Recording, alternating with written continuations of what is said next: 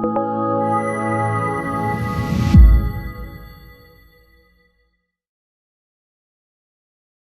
from RBT in Hawthorn.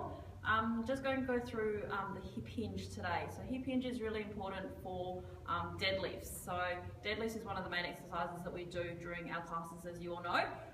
It's a really good lift to master. You feel really strong and powerful when you do a really strong and heavy deadlift.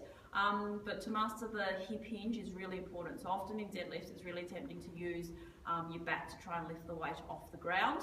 What we want to do is try and alleviate that and take the pressure off the back and use a hip hinge instead.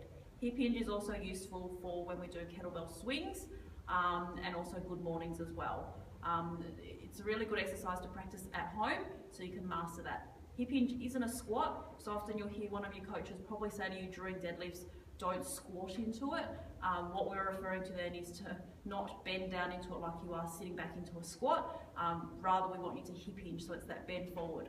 A really good drill to do for the hip hinge is to find yourself a pole, so like what I've got here, or you can use a wall, so you can do it at home.